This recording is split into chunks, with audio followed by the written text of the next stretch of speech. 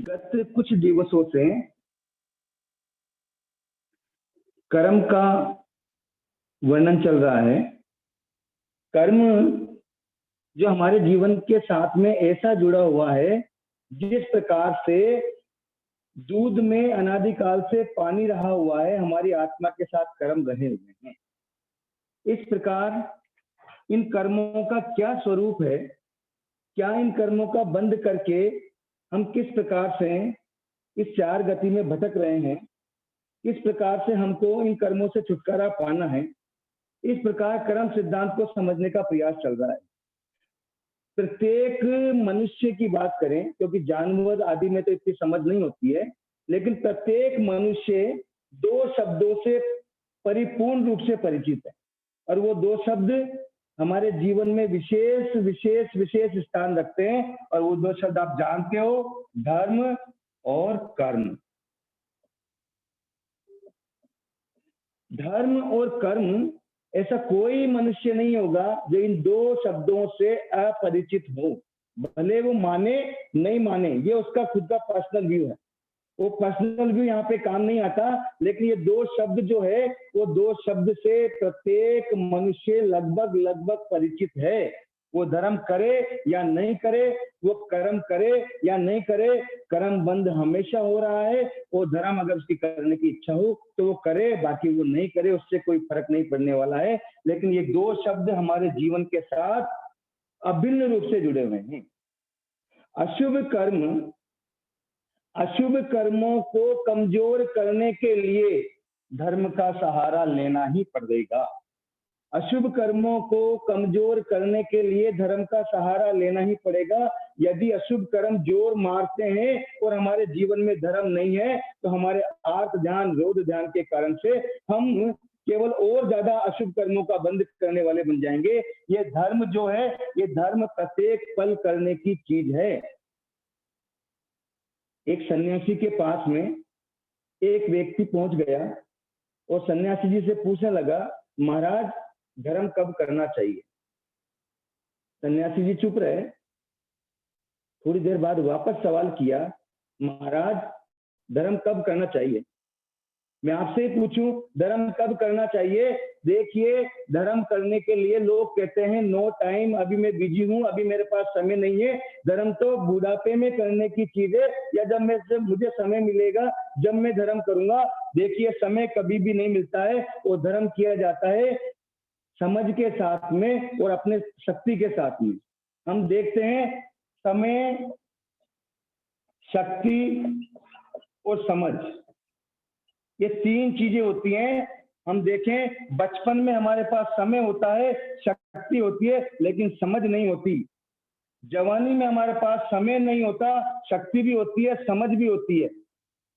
बुढ़ापे में हमारे पास समय होता है, समझ होती है, लेकिन शक्ति नहीं होती। ये तीनों का सामंजस्य मिलना बहुत मुश्किल है। इस कारण से जब भी समय मिले धर्म कर लेना चाहिए। अशुभ कर्मों को हमको कमजोर कर देना चाहिए, ताकि जब ऐसी परिस्थिति नहीं आए कि अशुभ कर्म जो है, समस्याएं इतनी बलवती होकर के हमारे ऊपर आए कि हम अपना समता की साधना को छोड़ने के लिए तत्पर हो जाए।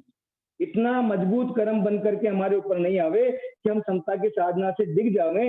इस कारण से समय, शक्ति और समझ, ये तीनों एक साथ कभी नहीं मिलती है। इस बात का आप विशेष ध्यान रखना।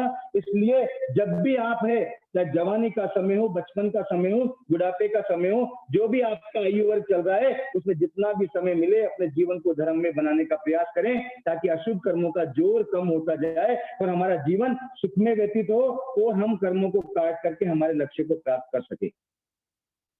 सन्यासी जी से वापस पूछा, धर्म कब करना चाहिए? वापस सन्यासी जी चुप रहे। फिर दोबारा पूछा, धर्म कब करना चाहिए? सन्यासी जी ने जवाब दिया, मरने के एक दिन पहले करना चाहिए। सन्यासी जी ने जवाब क्या दिया? मरने के एक दिन पहले करना चाहिए। उस व्यक्ति ने कहा कि ये तो मुझे पता ही नहीं है कि मैं मरूंगा कब। तो फिर भाई आज से चालू कर दे। क्या आपको पता है या मेरे को पता है कि मेरा मरण का काल कब है? जब हमको पता नहीं है कि मरण का काल कब है, तो हमको यही मानना चाहिए कि हमारा मरने से आज का दिन है वो मरने से एक दिन पहले का दिन है। आज के दिन तो कम से कम हमको धर्म कर लेना ही चाहिए, क्योंकि जाने वाली सांस वापस आएगी इसका पता नहीं है। हम देख रही हैं जीवन की नश्वरता का बोध अभी वर्तमान समय में प्रत्येक जीव कर ही रहा है। आप सब और मैं उससे परिचित हैं। इसलिए धर्म प्रतिपल करने की चीज होती है। कर्म को काटने के लिए धर्म करना पड़ता है, लेकिन ये जैन धर्म है। ये कौन सा धर्म है? जैन धर्म है। कुछ करने के लिए, धर्म करने के लिए हमको कुछ न कुछ तपना पड़ता है। फ्री फोकट में कुछ नहीं मिलता है, ये ध्यान रखना। फ्री फोकट में कुछ नहीं मिलता है। सामयिक करोगे 48 मिनट तक बैठना पड़ेगा, मोमबत्ती लगानी पड़ेगी, कपड़े चेंज करने पड़ेंगे, लाइट पंखे एसी को छोड़ना पड़ेगा और 48 मिनट तक बैठ करके कुछ ना कुछ धर्म ध्यान करना पड़ेगा। जब जाकर के धर्म होगा। मंदिर में जाके घंटी बजाने से 1 सेकंड में धर्म नहीं होने वाला। धर्म होता है आत्मा को तपाया जाता है। जब हम कुछ ना कुछ सहन करेंगे, समता की आराधना करेंगे, जब जाकर के धर्म होगा, वरना धर्म होने वाला नहीं है। धर्म करने वाले जी लोग कई प्रकार के धर्म को अपना लेते हैं, लेकिन इस प्रकार से धर्म होने वाला नहीं है। घंटी बजाने से धर्म नहीं होता। अगर घंटी बजाने से धर्म होता तो मंदिर की घंटियां बजा बजा करके लोग फिर जाते, लेकिन ऐसा नहीं होता। होता कब है? जब आत्मा को तपाया जाता है, कुछ ना कुछ किया जाता है, कुछ ना कुछ करने के बाद ही धर्म होता है। क्योंकि उपाध्याय अमर मुनि ने कहा भी है, धर्म न बाहर की सज्जा में, जे करो में आडंबर में, वो तो भीतर गहरे गहरे भावों के अविनाशी स्वर में। धर्म हमारे भीतर से होता है, अंतर के पुरुषार्थ से होता है और हमारी विशुद्धि से होता है, और उसके लिए कुछ ना कुछ करना पड़ता है। बिना करे घर में बैठे बैठे, एसी में बैठे बैठे कभी भी धर्म नहीं हो सकता। और यहाँ तक कि कुछ भी साधना करेंगे, प्रतिक्रमण करेंगे, पोषद करेंगे या कुछ भी संवर की आराधना करेंगे तो त्याग करना पड़ता है। सुख सुविधाओं का त्याग करना पड़ेगा, हमारी इच्छाओं का त्याग करना पड़ेगा, और यहाँ तक कि हमारे अंदर में बीतने उठने वाले विकारों को भी छोड़ना पड़ेगा, जब जाकर के धर्म होगा। हम देखो, धर्म करने के लिए कुछ ना कुछ करना जरूरी है। कुछ ना कुछ त्याग करें, पचखान करें। हमसे त्याग पचखान से तो हम दूर भागते हैं और सोचते हैं कि हमारा मोक्ष हो जावे, हमको सिद्धि मिल जावे, हमको सुख प्राप्त हो जावे। हाँ, उपवास तो कर सकता हूँ, लेकिन मुझसे चाय नहीं छूटती है, इस कारण से मेरे उपवास करना पॉसिबल नहीं। सामयिक तो कर लूं, लेकिन मैं सामयिक में फैन का यूज करूंगी। अरे भाई, जब तक अपने आप को तपाया ही नहीं जाएगा, जब तक आपके भीतर में धर्म की आराधना कैसे होगी? खुद को तपाए बगैर कैसे धर्म की आराधना हो सकती है? इस प्रकार धर्म कहा गया है। और यहाँ तक भी एक बात को ध्यान रख लीजिए, जैन धर्म की साधना कठिन है। इस कारण से ही जैन धर्म पूरे विश्व पटल पर नहीं पहुंच सका। आज बौद्ध धर्म के अनुयायी जो हैं वो तो पूरे विश्व तक पहुंच गए। क्यों? क्योंकि उनके धर्म में इतनी कठोरता नहीं है, इतना जाकर के शरीर को तपाना नहीं है, आत्मा को तपाना नहीं है। लेकिन यहाँ तो तपाना पड़ता है धर्म करने के लिए। धर्म करने के लिए कुछ ना कुछ करना पड़ता है। बिना फ्री फोकट में कुछ भी मिलने वाला नहीं है। एक व्यक्ति था, बहुत कंजूस था, बहुत कंजूस था वो व्यक्ति। और वह क्या चाहता था कि शुरू से ही पैसे की कोई कमी नहीं थी, लेकिन वो चाहता था कि सब कुछ मुझे फ्री में मिल जाए। कभी उसने अच्छे पकवान भी घर में नहीं खाए थे, बहुत ज्यादा ही कंजूस था। कभी उसने पकवान का भी सेवन नहीं किया था। एक दिन विचार आया कि आज तो क्या है, पकवान खा ही लेने चाहिए और बाहर जाकर के होटल में खाना खाना चाहिए। क्या आज जो पैसे खर्च होंगे हो जाएंगे, इतने पैसे अपने पास पड़े हैं, आज तो कुछ पैसे रख करके ले चलूं और बाजार में जाऊं और अच्छी से अच्छी होटल में जाऊं और होटल में जाकर के क्या करूं, अच्छे से अच्छा खाना खाऊं। विचार तो कर लिया, लेकिन जो कंजूस व्यक्ति होता है उसकी कंजूसाई बना यानी कृपणता कभी जाती नहीं है। चला गया अच्छे से अच्छी होटल देख करके, होटल के अंदर घुसा और घुसते ही देखा कि 2 दरवाजे, 2 रास्ते थे और 2 रास्ते में एक तरफ लिख रहा था, शाकाहारी खाना है तो इधर जाइए और मांसाहारी खाना है तो इधर जाइए। शेर जी ने सोचा, हम तो जन्मजात शाकाहारी हैं, अपन को तो शाकाहारी ही खाना है, मांसाहारी के रास्ते पे अपन को क्यों जाना? और वो शाकाहारी वाले रास्ते में घुस गया। और जैसे ही रास्ते में, शाकाहारी वाले रास्ते में आगे घुसा, आगे जाने के बाद फिर 2 रास्ते आ गए और 2 रास्ते जो आए वो एक रास्ता इधर जा रहा था, एक रास्ता इधर जा रहा था। एक रास्ते पे लिख रहा था देसी घी का खाना है तो इधर जाइए और वनस्पति तेल का खाना है तो इधर जाइए।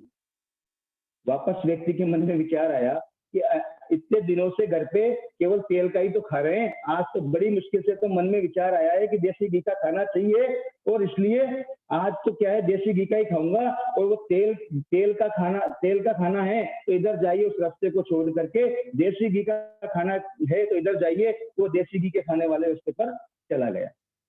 फिर थोड़ी दूर गया, फिर दो रास्ते आ गए, फिर वो एक रास्ते पर लिख रहा था पैसे देकर खाना है तो इधर जाइए, और फ्री में खाना है तो इधर जाइए। अब उसकी कृपणता जागृत हो गई। उसने सोचा जब इतना बढ़िया अच्छा खाना अगर फ्री में मिल रहा है तो पैसे देकर क्यों खाना। इसलिए उसके अंदर की कृपणता जागृत हो गई, और वो पैसे देने वाले जो रास्ता था उस रास्ते पर नहीं गया और फ्री वाले रास्ते पर चला गया। और फ्री वाले रास्ते पे जाता है तो सामने रोड आ जाती है, बाहर आ जाता है, कुछ नहीं मिलता।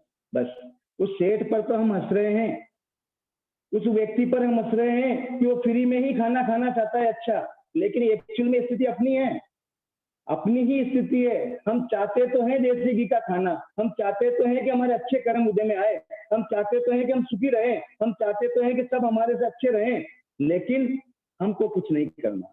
हम तो क्रोध आएगा तो क्रोध भी करेंगे, मान आएगा तो मान भी करेंगे, हमारे कषाय आएगा तो कषाय भी करेंगे, अगर कोई हमें गाली देगा तो उसके थप्पड़ भी मारेंगे, लेकिन हमको मोक्ष भी मिल जाना चाहिए।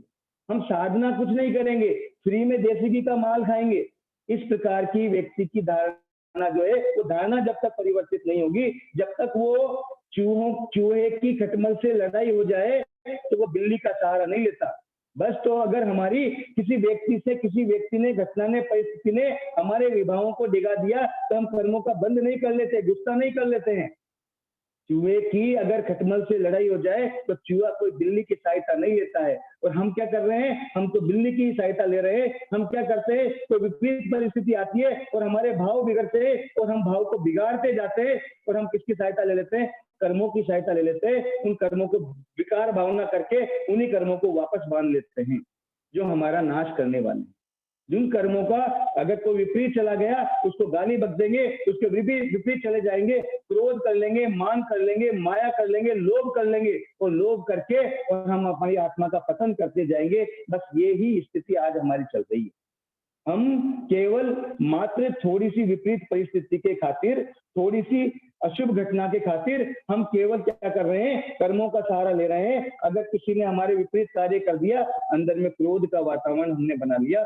अगर कोई व्यक्ति ने हमारी प्रशंसा कर दी, हमने अहंकार में चूर हो गए। किसी व्यक्ति ने हमारे साथ कुछ गलत कर दिया, उसके साथ कपट कर लिया, थोड़ा सा अगर अपने को अनैतिकता का मौका मिला तो लोभ का आचरण कर लिया। बस ये क्या किया हमने केवल क्या किया, चूहे ने बिल्ली का सहारा ले लिया, और बिल्ली क्या करती है, चूहे को नष्ट कर देती है। बस हमने भी क्रोध, मान और माया और लोभ का सहारा लेकर हमारी आत्मा को नष्ट करने का कार्य किया है, इससे बढ़कर और कुछ नहीं किया।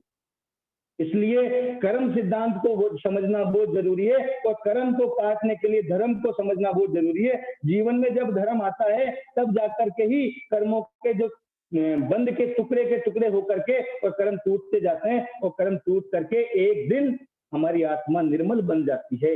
लेकिन उसके लिए कि धर्म और कर्म के मर्म को समझना होगा।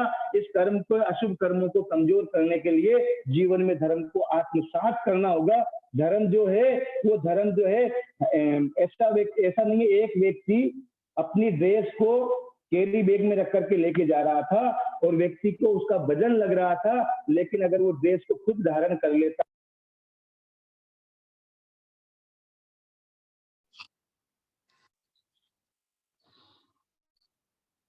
जब व्यक्ति ड्रेस को कैरी बैग में लेकर जाता है, जब व्यक्ति ड्रेस को कैरी बैग में लेकर के साथ में जाता है तो ड्रेस का वजन लगता है, लेकिन वो कैरी बैग को, अगर वो कैरी बैग में रही हुई ड्रेस को स्वयं अंगीकार कर ले, उसको वजन नहीं लगता है। और ये धर्म भी प्रति समय धारण करने की चीज होती है, कोई बुढ़ापे में करने की चीज नहीं है। इस कारण से प्रति समय धर्म किया जाता है। धार्मिक क्रिया प्रति समय हो भी सकती है, नहीं भी हो, सामायिक हर समय नहीं हो सकती, लेकिन समता हर समय रह सकती है। ठीक है ना, प्रतिक्रमण हर समय नहीं हो सकता, लेकिन इच्छामि दुक्कडम आप अपने पापों का प्रत्येक समय दे सकते हैं। इस प्रकार से धर्म की क्रिया भले कम ज्यादा हो, लेकिन धर्म से प्रीति, धर्म को जीवन में आत्मसात हम प्रति समय कर सकते हैं। लेकिन आज व्यक्ति सांप से तो बहुत डर रहा है लेकिन पाप से नहीं डर रहा है। अगर व्यक्ति के घर में सांप आ जाए तो सांप से डर करके घर के बाहर निकल जाएगा, लेकिन अगर पाप तो अगर घर में आ ही रहा है तो उस पाप से डर करके घर से बाहर नहीं निकलता है। अगर आपसे एक प्रश्न पूछूं कि रसोई में सांप है, रसोई में सांप बैठा हुआ है, अब कौन सी हमारी साविका रसोई बनाने के लिए रसोई के अंदर जाएगी? देखिए हाथ खड़ा कर देना, अपने चैट बॉक्स में जवाब देना कि भाई सांप रसोई में बैठा हुआ है। अब कौन सी जाएगी साविका? भाई कोई नहीं जाएगी, पर रसोई में पाप तो बैठा हुआ है ना। जमीकन सुधारनी पड़ेगी, फ्रिज है, इलेक्ट्रिसिटी है, सब कुछ है, पर जाते ही है ना, ठीक है ना।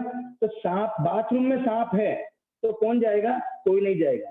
बाथरूम में सांप है, कोई नहीं जाएगा, लेकिन बाथरूम में पाप है, क्योंकि नहाते हैं तो कच्चे पानी से असंख्यात जीवों की हिंसा होती है, लेकिन उस समय भी लेकिन हम पाप से डर नहीं लगता।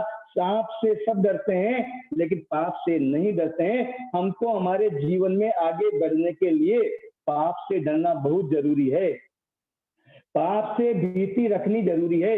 देखिए हिंसा तो संसार में रहते हुए होगी, लेकिन हिंसा को हिंसा मान करके और कम से कम उसका आचरण करने का प्रयास है। हमारे जीवन जो है वो मर्यादित हो और संयमित हो। बाथरूम में पाप है, उस समय हमको नहाते हुए भी, उस समय हमारे कच्चे पानी का उपयोग करते हुए भी भीतर में ये होना चाहिए, असंख्यात जीवों की हिंसा करके मैं अपने शरीर को कुछ साता पहुंचा रहा हूँ। ये जीव मुझे किसी प्रकार से वेर नहीं बंधे, इस प्रकार की भावना जब भीतर में आती है, जब जाकर के हमारे जीवन का कल्याण होता है। पाप से भीति, पाप से डर प्रति समय व्यक्ति के भीतर में रहना चाहिए। इसलिए इस कर्मों को समझकर इन कर्मों को तोड़ने के लिए ही आज हम कर्म प्रकृति का ठोकरा पड़ रहे हैं। तीसरा कर्म जो सुख और दुख का दाता है, संसारिक सुख प्रदान कराता है और हमारे अंदर में भीतर में दुख उत्पन्न करता है, हमारे अशुभ कर्मों का फल देता है, ऐसा तीसरा कर्म वेदनीय कर्म चल रहा है। वेदनीय कर्म सबसे ज्यादा हमको अनुभव में आता है, वेदनीय कर्म सबसे ज्यादा अनुभव में आता है। ये वेदनीय कर्म जो है, ये वेदनीय कर्म हमको सुख उत्पन्न कराता है या फिर दुख उत्पन्न कराता है। हमने अगर दूसरे जीवों के प्रति करुणा नहीं की है और असता और अहिंसा का बंद किया है, अहिंसा का सेवन किया है, तो हमारे असता बंदी हुई है और वो असता उदय में आती है और वो असता उदय में आकर के हमको दुख उत्पन्न कराती है। यदि हमने दूसरे जीवों को साता पहुंचाई है तो साता का उदय आता है और साता हमको साता पहुंचाती है, सुख उत्पन्न कराती है। देखिए वेदनीय कर्म के लिए आपको एग्जाम्पल दे ही दिया था, वो एग्जाम्पल बहुत ही सुंदर था। शहद लिपटी तलवार को चाटने पर जीभ कट जाती है, दुख का अनुभव होता है, और शहद का स्वाद हमको सुख का अनुभव कराता है। वैसे ही वेदनीय कर्म जो है हमको साता उत्पन्न कराता है और असाता उत्पन्न कराता है, लेकिन हमारा लक्ष्य हमको सुख प्राप्त करना, यानी वेदनीय कर्म से मिलने वाला सुख प्राप्त करना हमारा लक्ष्य नहीं है। हमारा लक्ष्य तो वेदनीय कर्म को खत्म करके और अव्ययवाद सुख, जो आत्मिक सुख है, वो सुख प्राप्त करना है। इस प्रकार से ये तीसरा वेदनीय कर्म होता है। चौथा कर्म है मोहनीय कर्म। मोहनीय कर्म जो है वो कर्मों का राजा कहलाता है और इसने हमारे ऊपर बहुत जबरदस्त राज किया हुआ है। और अगर ये कह दे कि हमारे ऊपर इसका जबरदस्त प्रभाव रहा हुआ है, चाहे से हमारे घर से आ सकती हो, चाहे पैसे से, पद परिवार से आ सकती हो, कुटुंब से आ सकती हो, और अगर जहां तक कहें तो हमारे शरीर पर जो आ सकती है, वो भी मोहनीय कर्म के कारण से ही है।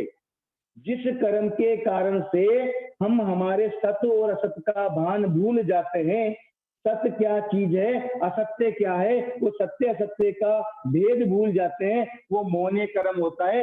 रात दिन केवल शरीर की साधना करने लगते हैं, आत्मा को बिल्कुल भूल जाते हैं। जिस शरीर के पीछे, जिस शरीर के प्रति आसक्ति जो है, वो मोहनीय कर्म के कारण ही होती है। ये हमको अनुभव में नहीं आता है, ये हमको अनुभव में नहीं आता है। क्यों अनुभव में नहीं आता है? क्योंकि ये अच्छा लगता है। मेरे मेरे बेटे के प्रति आसक्ति है, मेरे मेरे घर के प्रति आसक्ति है, मुझे पैसे के प्रति आसक्ति है, अहंकार के कारण मैं चूर बना हुआ हूँ, वो हमको नजर नहीं आता है, वो दूसरे को नजर आता है, वो हमको नजर नहीं आता है। देखो दोष भी कैसे होते हैं, कुछ दोष ऐसे होते हैं जो हम स्वयं जानते हैं, दूसरे नहीं जानते।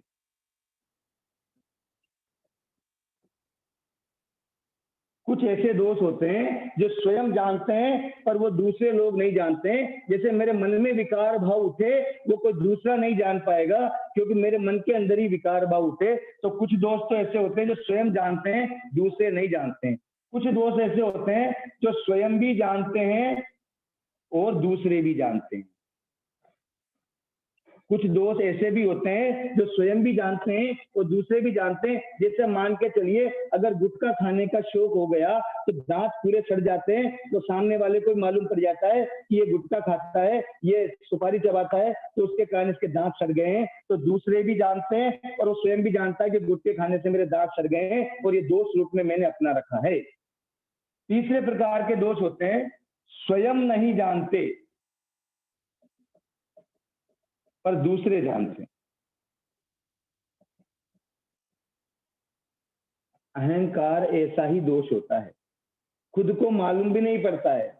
खुद व्यक्ति ये नहीं जानता कि मैं अहंकार कर रहा हूं, पर दूसरा समझ जाता है, अकड़ करके चलता है और घमंड में रहता है और ईगो पॉइंट रहता है उसके जीवन में, और वो जाकर के थोड़ा बोलने का लहजा उसका अलग होता है। सामने वाले समझ जाते हैं कि ये बहुत अहंकारी है, लेकिन कहता है अरे नहीं मैं तो बिल्कुल सरल आदमी, मैं तो सबके साथ में चलता हूँ। लेकिन कुछ ऐसे दोष होते हैं जो खुद नहीं जानता, वो मैं भी करता रहता है, वो अहंकार भी करता रहता है। देखो मैंने ये कर लिया, मैंने ये मकान बना लिया, मैंने ये कर लिया, मैंने बच्चों की शादी कर दी बढ़िया, मैंने ये कर दिया, लेकिन वो खुद नहीं जान पाता कि मैं अहंकार के वशीभूत होकर के कह रहा हूँ, और सामने वाले समझ जाते हैं देखो मैं कर रहा है। तो कुछ दोष ऐसे होते हैं जो स्वयं नहीं जानते पर दूसरे जानते हैं। कुछ दोष ऐसे होते हैं जो स्वयं भी नहीं जानते और दूसरे भी नहीं जानते। कुछ ऐसे पाप होते हैं जो अनजानपने में हमसे हो जाते हैं, जो हम भी उनको पाप नहीं मानते और दूसरे लोगों को तो मालूम करने का सवाल ही नहीं है। इस प्रकार से दोष चाहे स्वयं जाने या नहीं जाने, ये चार प्रकार की चौबंदी चलती है। इस प्रकार से स्वयं जाने या नहीं जाने, लेकिन दोष तो दोष ही है। ये मोहनीय कर्म जो है वो ऐसा ही है। मोहनीय कर्म के कारण से हम कुछ दोषों को तो स्वयं जान लेते हैं कि ये मुझ में दोष है, लेकिन कुछ दोष तो ऐसे होते हैं जो मोहनीय कर्म के कारण हम अपने आप को स्वीकार भी नहीं कर पाते हैं। और यहाँ तक कि आत्मा से हमारा राग भाव भी नहीं होता है, आत्मा से प्रीति भी नहीं होती है। वो शरीर पर इतना आसक्त हम रहते हैं कि हमको संसार की सारी बाहर की चीजें ही रचपचते हैं और हमको आत्मा की बात सुहाती भी नहीं है। लेकिन इस बात को भी अपने को जानना पड़ेगा कि जिस शरीर के कारण से आज शरीर के सारे कार्य अपन कर रहे हैं, जिस शरीर के लिए सारा कार्य कर रहे हैं, सजाते हैं, निलाते हैं, दुलाते हैं, खूब इसके लिए सारा कार्य करते हैं, रात दिन शरीर के लिए मेहनत करते हैं, पर इस शरीर की कीमत जिसके पीछे है, इस आत्मा के पीछे इस शरीर की कीमत है, इस आत्मा के लिए कितना करते हैं, इस बात का भी विशेष ध्यान देना है। ये मोहनीय कर्म हमको शरीर धर्मी बना देता है, ये मोहनीय कर्म हमको पदार्थ धर्मी बना देता है, ये मोहनीय कर्म हमको परिवार धर्मी बना देता है, ये मोहनीय कर्म हमको पैसे का पद का लोलुप बना देता है। इस पैसे पद के आदि के शरीर के आसक्ति में रहा हुआ व्यक्ति अपनी आत्मा की कीमत को भूल जाता है। ये बात ध्यान रखिए, इस शरीर की कीमत, इस पद पैसे प्रतिष्ठा की कीमत किसके पीछे है? इस आत्मा के पीछे। अगर आत्मा इस शरीर से निकल जाती है तो आप भी जानते हैं कि घर में एक दिन से ज्यादा कोई लोग नहीं रखते अपने को। एक दिन के बाद में 24 घंटे के बाद तो निकालो और शव को ले जा करके और शमशान में जला दिया जाता है। किसके पीछे कीमत है इसकी? इस शरीर की कीमत आत्मा के पीछे है। आत्मा अगर इस शरीर से निकल गई तो इस शरीर की 2 कौड़ी की भी कीमत नहीं है। इसलिए ये आत्मा को भुलाने का काम जो करता है वो मोहनीय कर्म है। इसके लिए कहा जाता है कि जैसे शराबी शराब पीने के बाद में सत असत का भान भूल जाता है और वो किसी अपने घर को छोड़कर पड़ोसी के घर में घुस जाता है, गाय की पूंछ को पकड़ करके पत्नी की, हमारी भी स्थिति यही है। हम जो हमारा जीवन का कल्याण करने वाली है, हमारी आत्मा की जो कीमत है, उस कीमत को भूलकर शरीर की कीमत मानने लग जाते हैं। ये कौन करता है? मोहनीय कर्म करता है। पर इस शरीर की कीमत हमारी आत्मा के बगैर कुछ भी नहीं है। एक छोटी सी स्टोरी याद आ गई। एक व्यक्ति था, बहुत गरीब था, उसका इकलौता एक बेटा था, एक फैक्ट्री में काम करता था। उस फैक्ट्री में काम करते हुए उसके पास समाचार आया है कि आपका बेटा शहर में जो पढ़ने गया था उसका एक्सीडेंट हो गया और उसको हॉस्पिटल में एडमिट कराया है, वो सीरियस है, आप जल्दी से आ जाइए। बहुत गरीब आदमी था। और जल्दी से साइकिल उठाई, अपने परमिशन मांगी सेठ से और परमिशन मांग करके और फटाफट भागा कि साहब मेरे बेटे का एक्सीडेंट हो गया, मुझे शहर जाना है। शहर लगभग 20 किलोमीटर दूर था और साइकिल लेकर के फटाफट भागने लगा शहर की ओर और साइकिल बहुत स्पीड से चलाई और स्पीड से चलाई तो साइकिल को स्पीड से चलाने के साथ साथ ही क्या हुआ, साइकिल खराब हो गई। क्योंकि इतनी स्पीड से साइकिल चलाई, साइकिल भी कमजोर थी, साइकिल की चेन टूट गई और उसने विचार किया साइकिल को छोड़ नहीं सकता था, फेंक नहीं सकता था, क्योंकि गरीब आदमी था। सामने ही एक पान की दुकान थी, उस व्यक्ति से कहा कि भाई मैं अपने बेटे को बचाने के लिए या उसके समाचार लेने के लिए शहर जा रहा हूँ, मेरा बेटा बीमार है, सीरियस है, आज उसको थोड़ा देखभाल करके उस बेटे को संभाल करके और मैं वापस आ जाऊंगा, या तो आज शाम को वापस आ जाऊंगा या कल वापस आ जाऊंगा, मेरी इस टूटी साइकिल को क्या आप संभाल लोगे थोड़ी देर? उसने कहा कोई बात नहीं भाई साहब, आराम से जाइए, इस टूटी साइकिल को मेरी दुकान पर रख जाइए, मैं अच्छी तरह उसको संभाल लूंगा, कोई दिक्कत नहीं है, आप कहाँ पे जाइए, आराम से जाइए और अपने बेटे को संभालिए। अब पैदल ही भागने लग गया और पैदल ही भाग रहा है और अपने शहर की तरफ अपने बेटे को संभालने के लिए, लेकिन पैदल भागते भागते चप्पल टूट जाती है।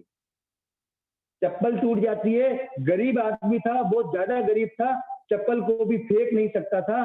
पास में चाय की दुकान मिली, उस चाय वाले से कहा भाई साहब मेरे बेटे को संभालने शहर जा रहा हूँ, ये टूटी चप्पलों को आप संभाल कर रख लोगे क्या? कल वापस आऊंगा और ले लूंगा और चप्पल को मोची से जुड़वा करके पहन लूंगा। चाय वाले ने कहा कोई बात नहीं भाई साहब, आप रख जाइए चप्पलों को, कोई दिक्कत नहीं है, आप अपने बेटे को संभालिए। भागता भागता और पहुंच गया हॉस्पिटल, लेकिन जब तक हॉस्पिटल पहुंचा डॉक्टर कहता है आपका बेटा अब नहीं बचा है।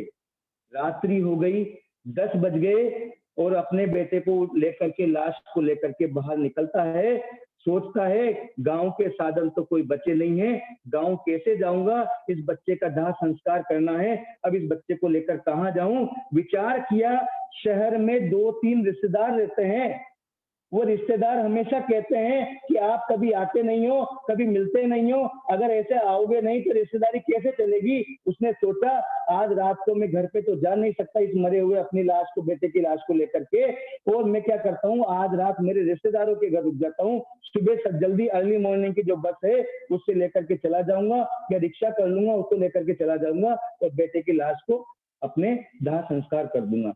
गया अपने रिश्तेदार के घर पे, घंटी बजाई, रात को 11 बजे, रिश्तेदार ने खोला और खोलते चेहरा देख करके खुश हो गया, अरे आइए आइए, आप तो कभी आते ही नहीं है। लेकिन कहा भाई साहब मैं अकेला नहीं आया हूँ, मेरे साथ मेरे बेटे की लाश आई है, आज की रात आप हमें रख लीजिए और सुबह हम अपने गांव चले जाएंगे, वहां दाह संस्कार कर देंगे। अरे हम रिश्तेदार हैं तो क्या इसलिए हैं कि रात को आपकी लाश को हमारे घर पे रखे? नहीं नहीं, हमने तो आपको जीवित को बुलाया था, मरने के बाद में क्या बच्चे को लेकर के रात में यहाँ रहना चाहते हो?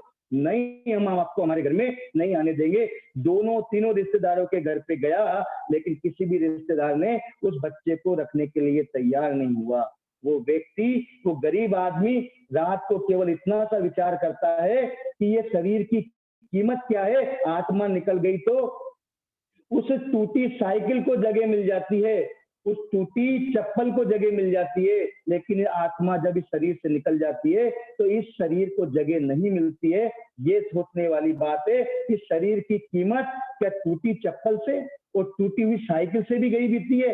हाँ, इस टूटी हुई चप्पल और साइकिल से भी गई बीती है, अगर इससे आत्मा निकल जाए तो। इसलिए इस शरीर की कीमत मात्र आत्मा से है, और आत्मा अगर हमारी नहीं है तो शरीर की कोई कीमत नहीं है। एक टूटी चप्पल को जगह दे देता है, एक टूटी साइकिल को जगह मिल जाती है, लेकिन शरीर को जगह नहीं मिलती अगर आत्मा नहीं होती है तो। लेकिन फिर भी आदमी आत्मा को छोड़कर शरीर के लिए ही लगा रहता है दिन रात। यही मोहनीय कर्म का काम है। मोहनीय कर्म भुला देता है सत्यता को। हमारे जीवन में सत्य को हम जान करके भी और हम भुला देता है मोहनीय कर्म। मोहनीय कर्म जानता है, मोहनीय हम अपने आप में जानते हैं कि शरीर की कीमत, इस पैसे की कीमत ये केवल कब तक है, जब तक ये आत्मा है। क्योंकि आप जानते हो इस बात को कि जब आदमी यहाँ से रवाना होता है तो कफन भी साथ में नहीं जाता है, तो पैसों की तो बात क्या कहें।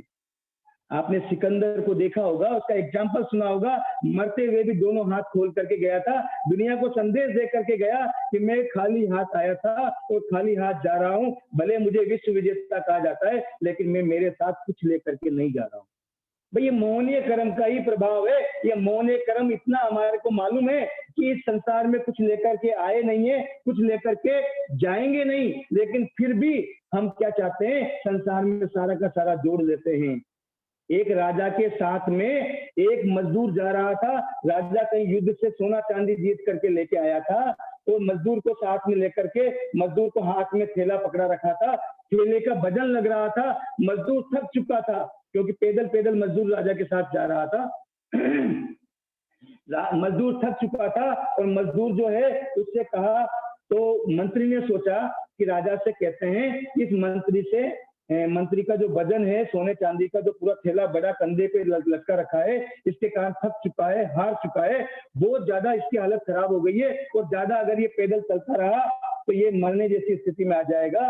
तो राजा से मंत्री ने कहा कि ये जो मजदूर को अपन सोना चांदी का थैला इसके कंधे पे लगा रखा है, इसका वजन को अपन को कम कर देना चाहिए। राजा ने कहा, कोई बात नहीं मंत्री जी, मैं इसके सोने चांदी के थैले में से जो निकाल करके वजन कम कर दूंगा, पर मजदूर को एक बार ये कह दीजिए, इस थैले में जितना सोना चांदी है वो उसी मजदूर का है, मेरा नहीं है। इस थैले में जितना सोना चांदी है वो उस मजदूर का ही है। अब उस मजदूर से पूछ लीजिए इसमें से कुछ कम करना चाहता है क्या। मंत्री ने कहा कि भाई तेरी हालत इस थैले को उठाने की नहीं है, इसमें जो सोना चांदी भरा हुआ है तो थक चुका है बुरी तरह से, तो राजा ने फरमान किया है कि इसके अंदर जो सोना चांदी है वो तू ही रख ले, पर तेरी श्रद्धा इसको उठाने की नहीं है, इसलिए इसमें से कुछ कम कर दे, क्योंकि तू थक चुका है, हार चुका है, कम कर दे ताकि बराबर तू तेरे घर पे इनको लेके जा सके। अब उसकी थकान और जो निराशा थी ना वो गायब हो जाती है। क्यों? क्योंकि जब तक वो दूसरे का मान रहा था सोना चांदी राजा का, जब तक उसको थकान लग रही थी, लेकिन जब वो अपने आप का सोना चांदी मान लेता है तो फिर थकान नहीं लगती है। बस इस आत्मा को जब हम अपना मान लेंगे तो हमको आत्मा के लिए जो भी कार्य करेंगे ना, उनसे कभी भी थकान नहीं होगी, सामायिक से थकान नहीं होगी, प्रतिगमन से थकान नहीं होगी, उसमें बोरियत नहीं होगी। लेकिन अभी तक हमने इस आत्मा को अपना माना ही नहीं है। मान तो हम शरीर को अपना रहे, और वो किसके कारण से? ये मोहनीय कर्म के कारण। ये मोहनीय कर्म हमको इस आत्मा को अपना मानने ही नहीं देता है, हमको स्वीकार ही नहीं करने देता कि आत्मा हमारी है। अगर हम जान लें कि आत्मा की सच्ची कीमत अगर अपन जान लें, तो फिर हमारे अंदर में 12 घंटे तो कम से कम आत्मा को देने के लिए जाग जाने चाहिए ना परिणाम। जिस आत्मा के पीछे हमारी सारी कीमत है, उस आत्मा की वर्तमान में कितनी कीमत है? एक दो घड़ी पूजा कर लेते हैं अपनी आत्मा की, एक सामायिक कर लेंगे, उसमें तो हमने हमारी आत्मा का बहुत बड़ा काम कर लिया। उस दिन पूरे 23 घंटे संसार के लिए, घर परिवार के लिए, शरीर के लिए, क्या ये साथ जाएंगे अपने? एक भी नहीं जाएगा, आत्मा ही साथ जाएगी। कोई शरीर साथ ले जाने वाला नहीं है, कोई पैसा ले जाने वाला नहीं है। अगर आप लोग सुना ही होगा आपने कि कितने ही जोड़ लो हीरे मोती, कितने ही जोड़ लो हीरे मोती, याद रखना कफन में जेब नहीं होती। याद रखना कफन में जेब नहीं होती। कितना ही पैसा कमा लिया जाए, कितना ही सब कुछ कर लिया जाए, लेकिन हमारे भीतर में ये कब जागृति आएगी कि आत्मा मेरी है। इस आत्मा की चिंता कौन करेगा? मैं करूंगा। जब हम आत्मा की चिंता करने लगते हैं तो ये मोहनीय कर्म का राजा जो है ये कमजोर पड़ने लगता है। लेकिन जब तक हम शरीर की, पद की, पैसे की, परिवार की, इनकी चिंता करते रहेंगे, तब तक हमारी आत्मा कभी भी जागृत नहीं हो पाएगी। और मोहनीय कर्म का काम ही यही है, वो आत्मा को सुलाए रखता है, आत्मा को जागृत नहीं होने देता। और आत्मा सोई हुई है, तो आपको शुरू में भी एग्जाम्पल दिया था, हमारी आत्मा सोई हुई है, चूहे भी राज कर रहे हैं शेर के ऊपर। बस यही है, आज हमारी स्थिति भी यही है।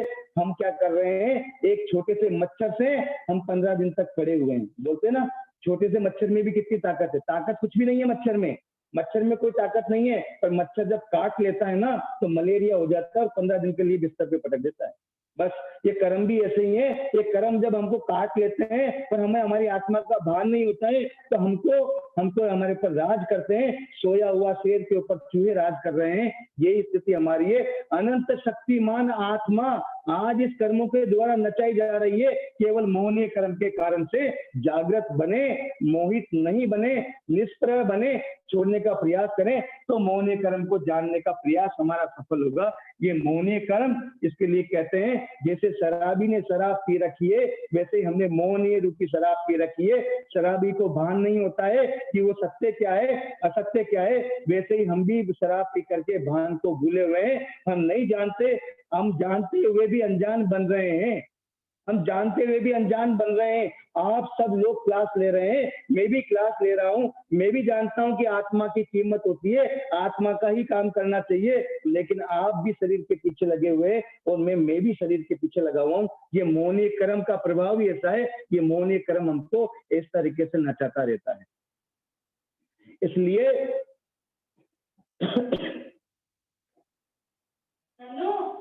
इसलिए इस बात को समझने का प्रयास करें कि हमारी कीमत आत्मा के प्रति है। इस आत्मा से जो शरीर का जुड़ाव है वो तादाद में संबंध नहीं है, वो तो कुछ समय का संबंध है।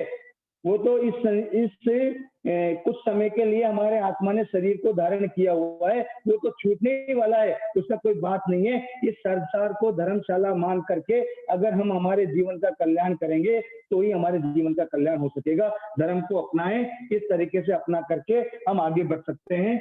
मोहनीय कर्म को छोड़ने के लिए हमको हमारे जीवन में इस बात का विशेष ध्यान रखना पड़ेगा कि हम इस आत्मा की कीमत को समझें। मोहनीय कर्म जो राजा कहलाता है, लेकिन राजा कब तक है? जब तक हमारी आत्मा जागृत नहीं है। आत्मा को जागृत करने के लिए इस मोहनीय कर्म को समझना है।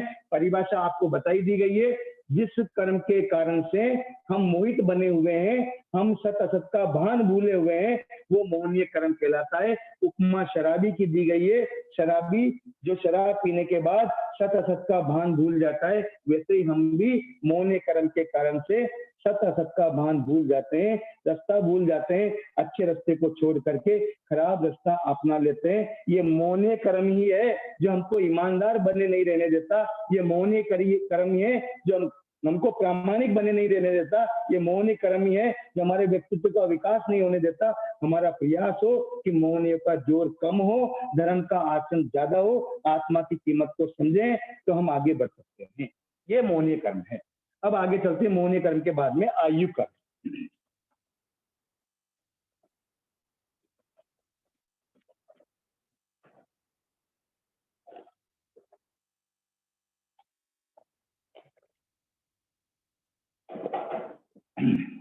आयु कर्म, देखिए आयु कर्म कोई विशेष हमारे जीवन में संबंध ज्यादा अपने जीवन को प्रभावित नहीं करता है।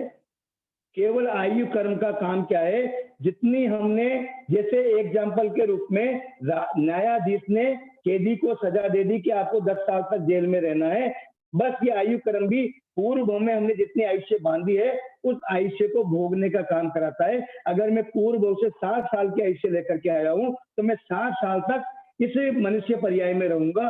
अगर त्रियंच की पर्याय में जा रहा हूं और वहां के मैंने 50 साल की आयुष्य बांधी है तो 50 साल उस आयुष्य में वहां पर रहूंगा। बस आयुष्य कर्म का काम क्या है, एक पर्याय में हमको रोके रखने का काम है। आयुष्य केवल हमारे को जीवित रखती है और वो केवल एक पर्याय में हमको जीवित रखती है। देखिए आयुष्य कर्म का काम क्या है, एक पर्याय में जीवित रखना। आयुष्य कर्म यानी कि कैदी को सजा जो हो गई है वो सजा हो गई मान लो 50 साल की। 50 साल की सजा अगर कैदी को हो गई है तो कैद में उसको रहना पड़ेगा। बस हमको भी अगर सजा हो गई है मनुष्य भाव में रहने के लिए तो मनुष्य भाव में हमको जितनी आयुष्य लेकर के आए हैं उतनी हमको भोगनी ही पड़ेगी। बस आयुष्य कर्म का यही है कि संसार में जिस कर्म के उदय से निश्चित समय के लिए जीव को रुकना पड़े उसको आयुष्य कर्म कहते हैं। संसार में निश्चित समय के लिए जिस कर्म के उदय से जीव को रुकना पड़ता है उसे आयुष्य कर्म कहते हैं। उसके लिए एग्जाम्पल यही बताया गया है, जो कैदी होता है उसको निश्चित समय की सजा हो जाती है और उस निश्चित समय की सजा जो हुई है उसको भोगना ही पड़ता है। अब आप कहें या मैं कहूं कि साहब मैं तो नहीं जीऊंगा, तो ऐसा नहीं होता है। देखिए, जिसके आयुष्य क्रम बलवान होता है वो विपरीत परिस्थितियों में भी जीता रह जाता है, और जिसका आयुष्य क्रम बलवान नहीं होता, घर पे बैठे बैठे ही वो अपनी मौत को प्राप्त हो जाता है। इसलिए आयुष्य क्रम बलवान है तो हम जीवित रह जाते हैं। ये आयुष्य क्रम जो है पूर्व से बांध करके लाया जाता है। इस आयुष्य क्रम की महत्ता केवल इतनी है, ये बलवान अगर है, अगर अच्छा कार्य किया हुआ है, अच्छी आयु पाई हुई है, तो कोई भी सारा जग बेरी बन जाए पर कोई हमको मारने वाला नहीं बनता है। मैं आपने दामन खां की स्टोरी अगर सुनी हो कभी चौपाई के रूप में, तो आपको ध्यान में है तो दामन खां को मारने का कितना प्रयास करता है राजा, लेकिन वो नहीं मरता है क्योंकि वो आयुष्य क्रम लेकर के आया था। वैसे ही अगर आप पूर्व से आयुष्य क्रम लेकर के आए हैं तो सारा जग बेरी बन जाए पर आपका कुछ भी बाल भी बाका होने वाला नहीं है। इस बात का विशेष ध्यान रख लीजिए। लेकिन आयुष्य कर्म अगर नहीं बांध करके आए हैं तो हमारा कभी भी कुछ भी निमित्त बन सकता है। घर पे बैठे बैठे बाथरूम में पैर फिसल जाए तो भी मौत हो सकती है, और बाजार में जाए तो एक्सीडेंट से भी मौत हो सकती है। किसी भी प्रकार का कोई निमित्त बन सकता है। इस प्रकार से शास्त्रों में बताया है कि अल्पायु का बंध जो करता है वो अल्पायु का बंध करने वाला क्यों करता है। अल्पायु का बंध, अल्पायु मतलब कम आयुष्य का, कम आयुष्य का बंद करने के कारण जहां बताए वहां बताया कि दोशीला आहार बहराते हैं, आहार पानी, दोशीला आहार पानी जो बहराते हैं उससे भी हमारे आयुष्य कम बनती है। इसलिए आप विशेष बात ध्यान रख लीजिए, साधु संतों को दोशीला आहार पानी बहराने का प्रयास नहीं करें। उनकी सहायता अगर आपको पहुंचानी है तो उनकी सहायता पहुंचाने के लिए दोशीला आहार पानी नहीं बहरा करके निर्दोष आहार पानी बहरावे। भगवती सूत्र में कहा है कि दोशीला आहार, दोष युक्त आहार पानी बहराने से अल्प आयुष्य का बंद होता है। इस कारण से इस बात का आप सावक साविकाएं हैं विशेष ध्यान रखें, दोशीला आहार पानी नहीं बहराने। आप बिल्कुल जो प्रासुक हो, अचित हो और जो आपके घर में सरती हो और साधु संतों को खपती हो, ऐसी ही चीजें जो है ऐसी चीजें को बहराने का प्रयास करें। साधु संतों को निर्दोष आहार पानी बहराने। देखो, क्या पात्रे में क्या बहराया जा रहा है ये इंपॉर्टेंट नहीं है, पात्रे में जो बहराया जा रहा है वो सदोष है या निर्दोष है ये इंपॉर्टेंट है। बस आप ध्यान रखिए, अगर आपके घर गोचरी आए हैं, असूचते हैं आप, तो आप बोल दीजिए मैं असूचता हूँ। और अगर आपका आहार अगर प्रासुक नहीं है तो आप बोल दीजिए ये आहार प्रासुक नहीं है। कोई बात नहीं, एक दिन आहार गोचरी का लाभ नहीं मिलेगा, उनके पगले तो कम से कम हो ही गए। और अगर मान लीजिए सूखी चीजें सबके घर में प्रासुक रहती है, इन चीजों को बहराने का प्रयास करें पर दोशीला आहार पानी बहराने का प्रयास नहीं करें। एक निवेदन आपको कर देता हूँ, आहार तो साधुओं को निर्दोष मिल भी जाता है, आहार तो साधुओं को निर्दोष मिल भी जाता है, पर पानी जो है वो पानी सदोष ही ज्यादातर मिलता है। हम शावक सेविकाओं का कर्तव्य है कि हम पानी भी निर्दोष बहराने का लक्ष्य रखें। इसलिए जो भी साविकाएं क्लास ले रही है, वो जो भी शावक क्लास ले रहे हैं, वो इस बात का विशेष ध्यान रख ले। सुबह के अगर आपके 5 काम हैं, सुबह सुबह काम रहते हैं ना आपके, सुबह सुबह काम रहते हैं, झाड़ू लगाना, पोछा लगाना, या जो भी साफ सफाई करना, रसोई में दूध गर्म करना, या जो भी आपके काम है, अगर आपके 5 काम है तो उसमें एक काम प्लस करके रखना, पानी को दोगुन बनाना। आपके जीवन में इतने काम आप घर का करते हैं, क्या एक काम ज्यादा नहीं कर सकते? इस दिन शासन की रक्षा के लिए, आयुष्य को अच्छी बांधने के लिए, दीर्घ आयुष्य बांधने के लिए हम हमारे जीवन के लिए ही कर रहे हैं। अगर साधु संतों को निर्दोष पानी बहराएंगे तो हमारी अल्प आयुष्य का बंद नहीं होगा। इसलिए एक काम आप अपने कामों में, सुबह सुबह के कामों में ऐड कर लीजिए कि अगर आपके पास 10 काम है तो एक काम एक्स्ट्रा कर लीजिए। इस काम को मुख्य रूप से प्राथमिकता देते हुए कर लीजिए। डेली पानी बनाइए, दोवन पानी, और दोवन पानी का ही उपयोग करिए। अगर आप केवल साधु संतों के आने पर बनाते हैं तो उनको दोष लगता है, तो उनके निमित्त से बनता है, और दोशीला पानी बहराने से कोई विशेष उपलब्धि होने वाली नहीं है। साधु संतों को साता तो पहुंच गई पानी बहराने से, लेकिन साता पहुंच गई, लेकिन आप ध्यान रखना आपने दोष का सेवन किया है। साधु संतों को भी गलत चीज बहरा करके, सदोष चीज बहरा करके उनके साधु संतों के भी दोष लगाया है। इसलिए आप इस बहुत वेरी इंपॉर्टेंट, अभी विजेता भाभी बोल भी रही हैं साथ में, ये बहुत इंपॉर्टेंट चीज है।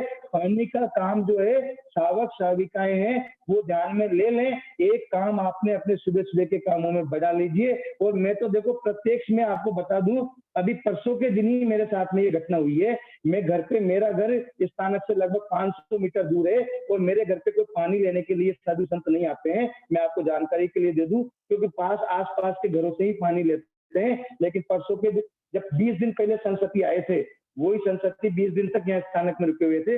20 दिन पहले संसती आए तो उनको मैंने निवेदन कर दिया था, महाराज साहब मेरे घर पे डेली दोवन पानी बनता है। कि क्यों बनाते हो? मैंने, महाराज साहब सारे घर के ही दोवन पानी पीते हैं और किसी प्रकार का कोई टंटा नहीं है, डेली दोवन पानी बनता है, सारा पानी दोवन बनता है।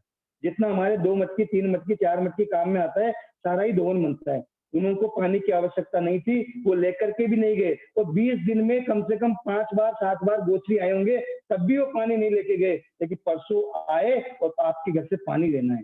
500 मीटर दूर घर होने के बावजूद, जबकि 100-200 मीटर दूरी पर ही लगभग 20-25 घर हैं, लेकिन वो पानी लेकर के गए। सहज में ही जो हमारे लिए डेली पानी बनता था, उसका पानी का लाभ भी हमको मिला। ऐसा लाभ आपको मिल सकता है, लेकिन वो बिल्कुल निर्दोष होगा तो आपके लिए लाभकारी है। अगर साधु संतों के आने पर अगर बनाया जा रहा है तो वो लाभकारी विशेष नहीं है। हमको हमारी दीर्घ आयुष्य कर्म को अगर दीर्घ बनाना है तो हमको निर्दोष आहार और पानी बहराने का लक्ष्य रखें। इसलिए पानी के लिए विशेष ध्यान रख ले। आपसे एक ही निवेदन, सुबह के जितने भी काम है उसमें एक काम प्लस कर लीजिए। जो पीने का पानी है, 1 मटकी 2 मटकी 3 मटकी जो भी आप करते हो, उसको विधि सहित, जो कि युवती मंडल की तरफ से दोवन पानी बनाने की विधि का एक वीडियो की प्रतियोगिता भी चल रही है, उसको देखें, उसको समझें कि किस प्रकार से दोवन पानी बनाया जाता है। और दोवन पानी बनाने का एक कार्य जो है वो विशेष रूप से डेली के अपने कार्यों में जोड़ लीजिए। ये कार्य आपका टाइम बर्बाद नहीं करेगा, ये आपके आत्मा के लिए है, आपकी आयुष्य को बढ़ाने वाला है। इस बात का विशेष ध्यान में रखें। ठीक है साहब, आपके जीवन का एक कार्य आपको बढ़ाना है। आपके जीवन में सुबह के कार्यों में एक कार्य आपको ऐड करना है, ये दोवन पानी बनाने का कार्य अगर आप ऐड कर लेंगे। युवती मंडल की पहल बहुत ही ज्यादा अच्छी है और वो पहल इसलिए भी अच्छी है, साधु संतों को साथा उपजाएंगे निर्दोष पानी से, और दूसरा हमारी दीर्घायु का बंद होगा। ये भी बात आप ध्यान में रख लीजिए। हर चीज में साधु संतों की सेवा करने में हर चीज में फायदा ही फायदा है, कहीं नुकसान नहीं है। आप एक काम को जरूर ऐड कर लीजिए, उनके वीडियो देखिए किस प्रकार से दोवन पानी बनाया जाता है, उसका पूरा देख करके और बराबर इस काम को आगे बढ़ाने का लक्ष्य रखें। ये आयुष्य कर्म होता है। हमको अल्प आयुष्य का बंध क्यों होता है? दोशीला आहार पानी बहराने से अल्प आयुष्य का बंध होता है। हमको दोशीला आहार पानी नहीं बहराना है। ठीक है साहब। अब देखिए आगे आयुष्य कर्म के बाद में नाम कर्म। ये पूरा संसार जो विचित्र नजर आ रहा है, कोई काला, कोई गोरा, कोई लंबा, कोई छोटा, ये सब नाम कर्म के कारण से हैं। आज जिससे सबसे ज्यादा राग रहता है वो क्या है? हमारा नाम। अगर कोई बोल दे कि त्रिलोक भैया बहुत अच्छा पढ़ाते हैं, तो त्रिलोक भैया फूल कर कुप्पा हो जाते हैं। क्यों हो जाते हैं? क्योंकि त्रिलोक से मेरा नाम क्या है? त्रिलोक के जुड़ा हुआ है। अगर कोई कह दे कि वो साविका जी बहुत ही बढ़िया सेवा करती है, तो साविका जी कुप्पा हो जाती है फूल करके। बस ये नाम कर्म जिससे कि हमको नाम मिलता है, ये नाम कर्म जो है, ये नाम कर्म के कारण ही सारी विचित्रताएं होती है। ये जन्म के बाद मिलता है, लेकिन ये हमारे को प्रतिफल, ये नाम की भूख और नाम के कारण से ही हम क्या करते हैं? सीधे सीधे सीधे सीधे कर्मों को बांधते जाते हैं। इसलिए इस बात का ध्यान रख लें, ये नाम कर्म जो है इसकी विचित्रताएं क्या है, किस प्रकार से नाम कर्म हमको हमारे संसार में अटका करके रखता है। ये कोई विशेष हमारे गुणों का घात नहीं करता, केवल इसका मात्र काम है किसी को काला बना दिया, किसी को गोरा बना दिया, किसी को छोटा बना दिया। और ये छोटा मोटा काला गोरा, पैसे वाला बिना पैसे वाला, ये जो बनता है जीव, इसके कारण से प्रतिस्पर्धा होती है, ईर्ष्या होती है, अहंकार आता है, लोभ लालच की वृत्ति होती है। ये नाम कर्म भले ही संसार में हमको अनेक प्रकार की विचित्रताएं दिखाता है, लेकिन ये जो हमको कुछ ना कुछ रूप से हमको कहीं ना कहीं जो है हमको भटकाने वाला है। हमको छोटा बड़ा लंबा चौड़ा ये सब काम नामकरण करता है। इसकी विस्तृत व्याख्या समय के साथ कल क्लास में की जाएगी। अभी 8 मिनट बचे हुए हैं। इन 8 मिनटों में अगर आपके कोई के प्रश्न हो, उन प्रश्नों का समाधान करने का प्रयास अपन करेंगे, ताकि अब नामकरण, गोत्रक्रम और अंतराय क्रम 3 क्रमों की परिभाषा बची हुई है, जो कि अपने जल्दी जल्दी पूरी हो जाएगी। कोई विशेष बात नहीं है, लेकिन कर्म को हम समझ रहे हैं, कर्म सिद्धांत को समझ रहे हैं, आत्मा की कीमत को समझ रहे हैं। इनसे संबंधित कोई प्रश्न हो तो आप प्रश्नोत्तर कर सकते हैं। जय जिनेंद्र। जी त्रिलोक भैया, बहुत ही सुंदर विवेचन चल रहा है। बहुत ही सिंपल भाषा में, बहुत एग्जाम्पल्स के थ्रू, स्टोरीज के थ्रू हमको गहराई तक ये कर्म का मर्म समझ में आ रहा है। आप समझा रहे हैं त्रिलोक भैया, बहुत बहुत धन्यवाद। और ये धुवन पानी का जो कॉन्टेस्ट है जो आपको बताया गया, त्रिलोक भैया ने बता दिया।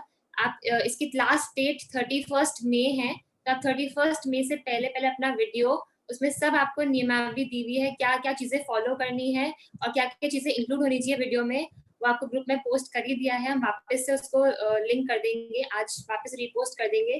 तो 31 मई से पहले पहले आप अपना वीडियो बना के जरूर भेजें, जिससे कि आपको तो वो प्रैक्टिस होएगा ही वापस से, बट साथ में और लोगों को प्रेरणा मिलेगी। और हम खुद कितना गौरवान्वित महसूस करेंगे कि हम जो पानी बना रहे हैं वो निर्दोष है और वो संततियों के सहज में काम आ सकता है, सहज में ही उपयोग आ सकता है। उससे हमारी दीर्घायु तो बढ़ेगी, आयुष्य कर्म तो बढ़ेगा ही, और साथ ही हमारी कर्मों की निर्जरा भी होगी। सो बहुत सुंदर विवेचन आज का त्रिलोक भैया। और अब कोई प्रश्न है तो अपना रेज हैंड कर लीजिए, विदुषी जी एंड भव्या जी। जी आप अनम्यूट करके बोल सकते हैं। सर जय जिनेंद्र सर। मैंने आपने जो बुक कही थी जेलर, तो उसमें है ना न्यायाधीश का था जो कि सजा दे रहा है, तो अब कर्म किसका है, न्यायाधीश या फिर जेलर? जेलर जो होता है ना वो कर्म होता है, न्यायाधीश कोई सजा नहीं देता। वो तो पूरी किताब आप एक साथ पढ़ेंगे ना, जब जाकर के आपको कर्म का स्वरूप समझ में आएगा। ऐसे बीच बीच में से नहीं पढ़ना, उसको पूरा स्टार्टिंग से लास्ट तक पढ़ेंगे तो ही आपको समझ में आएगा पूरा। ठीक है सर।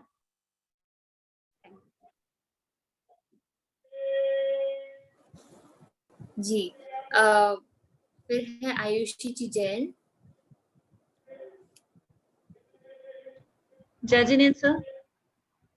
जय जिनेंद्र सर। जी मुझे पूछना था, जैसे कई बार हम कुछ संकल्प ले लेते हैं कि हम सुबह जल्दी उठ के सामायिक करेंगे, जैसे आपने बताया था कि कालो काल प्रति लेखना करनी है, लेकिन वो हम पूरा नहीं कर पाते और हमें नींद आती है उस समय। तो ये कौन से कर्म की वजह से ऐसा होता है कि हम अपने संकल्प नहीं पूरे कर पाते?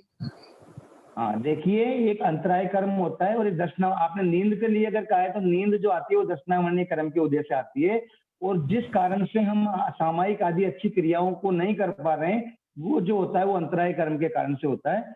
इन दोनों कर्मों का कारण तो रहता है, ये साथ में मोहनीय कर्म सब में जुड़ा हुआ है, ये ध्यान रखना। मोहनीय कर्म तो क्योंकि जो नींद भी आ रही है या हम अपने आप को क्या कर रहे हैं, शरीर के प्रति आसक्त बने हुए हैं, इस कारण से हम जो है वो क्रिया को, धार्मिक क्रिया के पीछे नहीं जाते। ये हमारे मोहनीय कर्म तो सभी में जुड़ा हुआ है, लेकिन मुख्य रूप से नींद आने का कारण दशनावर्णीय कर्म है, और किसी भी अच्छे कार्य को पढ़ने में कोई बाधा आ जाती है उसके लिए अंतराय कर्म होता है। जी धन्यवाद। जी प्रतिभा जी शाह।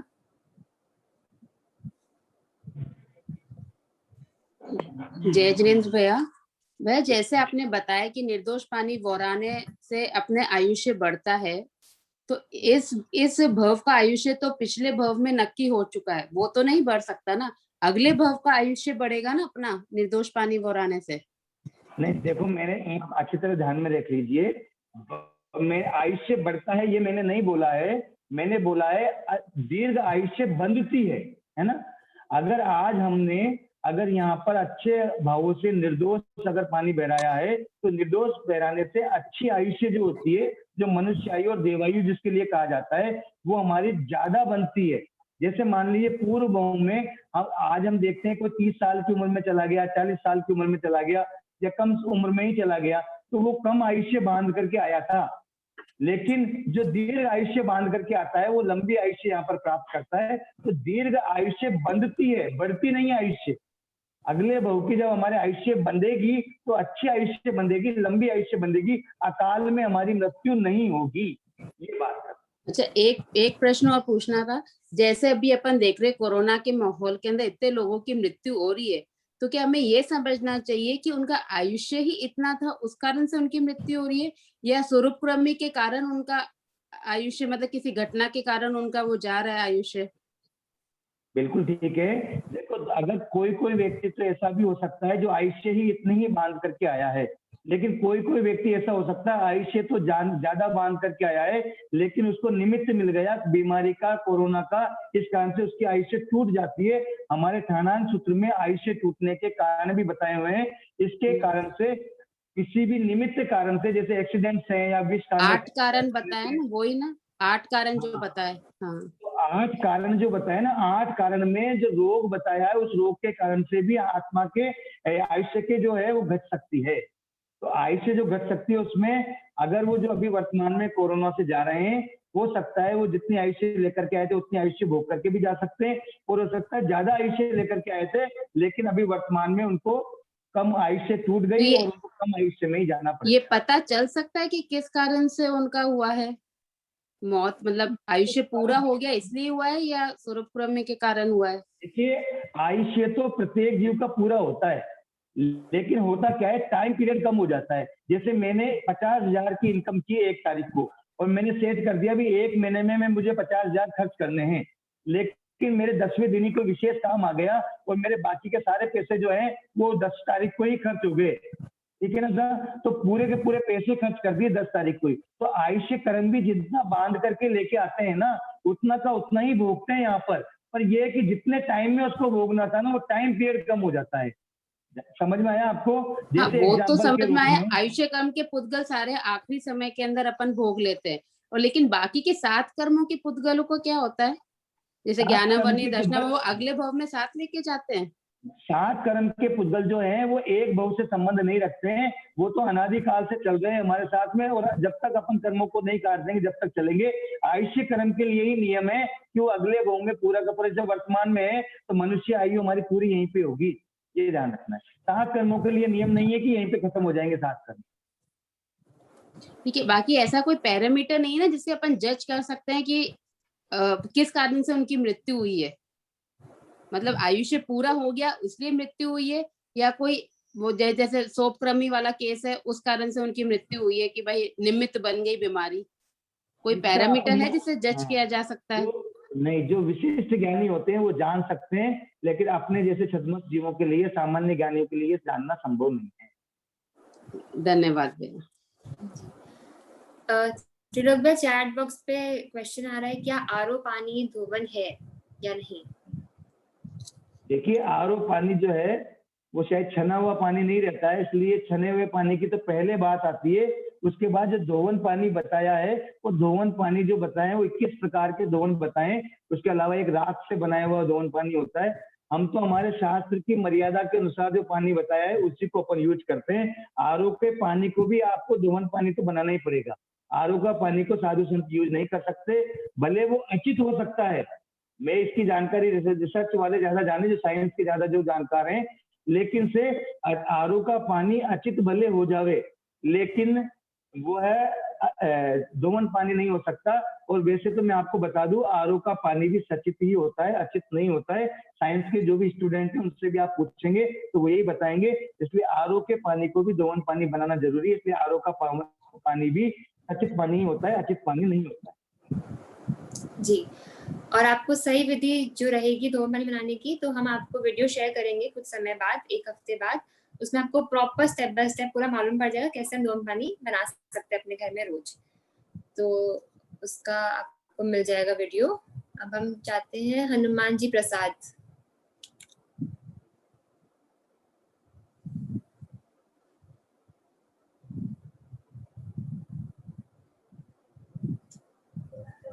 जय जिनेंद्र सर। जय जिनेंद्र सर। ये आत्मा से जुड़ने का क्या साधन है सर? आत्मा से जुड़ने का क्या साधन है? मोह के कर्म को कम करते जाएंगे तो हाँ। आत्मा जो है उससे जुड़ते जाएंगे। आवाज आ रही है? आ रही है सर।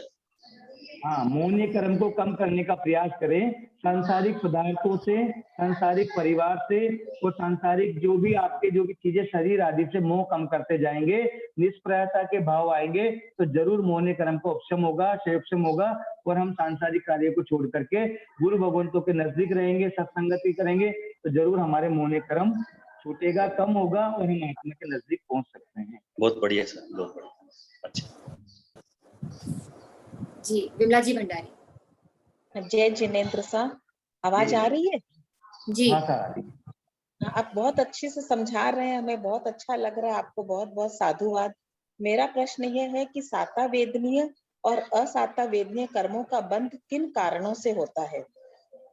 मैंने ये पहले भी बताया था। अभी कर्म प्रकृति के 8 कर्मों की परिभाषा चल रही है। तीसरा डिपार्टमेंट आएगा कर्म प्रकृतियों की प्रकृतियां कितनी है कर्मों की, और चौथा डिपार्टमेंट आएगा बंध के कारण कौन कौन से हैं। तो जब अपन कर्म से चलेंगे तो इनके बंध के कारण आने ही वाले हैं कि साता वेदनीय कर्म कैसे बनता है, असाता वेदनीय बंध के कारण कौन से हैं। सारे 8 कर्मों के ही बंध के कारण आएंगे। तो उस समय पे क्रम से अगर अपन चलने का, अभी तो हम परिभाषा समझ रहे हैं, उस कर्म को समझने का प्रयास कर रहे हैं only। इस कारण से अभी आप तक ये बंद के कारण नहीं बताए। अभी हमने केवल संदर्भ समझा है। दूसरा बोल जो लक्षण का है वो लक्षण का बोल चल रहा है, उसमें हम आयुष्य कर्म तक, नाम कर्म तक आए हैं। इस कारण से तीसरा प्रकृति होंगी, कर्म की प्रकृतियां कौन सी है, और चौथा जो बोल होगा वो चौथा बोल होगा बंध के कारण।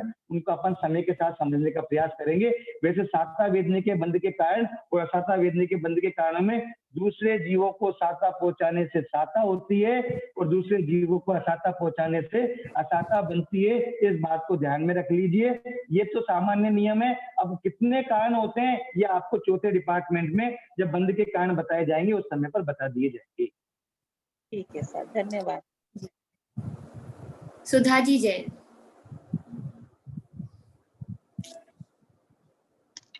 आप अनम्यूट पे क्लिक कर दीजिए।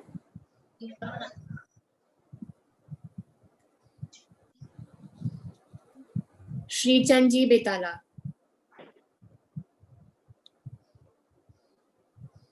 हाँ जय जिनेंद्र साहब, ये धोन जी। पानी जो 2-3 बाल्टी अपन बनाते हैं वो कैसे बनाए? मतलब जैसे राख से अपन बर्तन साफ करते हैं तो 4-5 बर्तन साफ करने से आधी बाल्टी से ज्यादा नहीं होता है।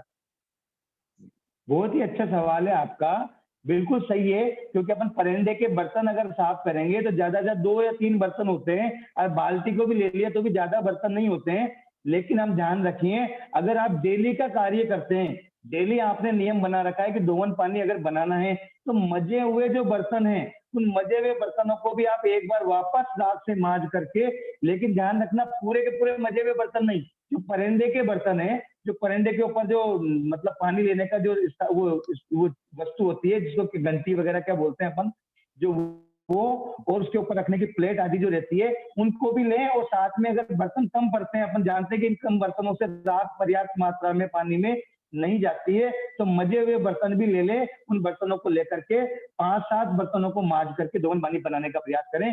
लेकिन ये ध्यान रखना, ये डेली का कार्य हो तभी मजे हुए बर्तन ले सकते हो आप, नहीं तो वो पूछेंगे आपने मजे हुए बर्तन क्यों मांजे। तो अपना तो ये है कि भाई हमको दोवन पानी 3 बाल्टी बनाना है, और 3 बाल्टी बनाने के लिए जो बर्तन डेली परिंदे के मांजने के होते हैं वो कम पड़ते हैं। इस कारण से हम मजे हुए बर्तनों को डेली ही मांजते हैं। आज का हमारा कार्य नहीं है। अगर साधु संतों को आप आज के कार्य बताओगे ओनली तो वो नहीं लेंगे, लेकिन आप बताओगे डेली का ही हमारा कार्य है, ये हम डेली ही जो 5-7 बर्तनों को मांज करके और दोवन पानी बनाते हैं। इस कारण से दोवन पानी हमारे यहाँ पे बनता है। इस प्रकार से बना सकते हैं। हाँ साधुवाद साहब, बहुत बहुत साधुवाद।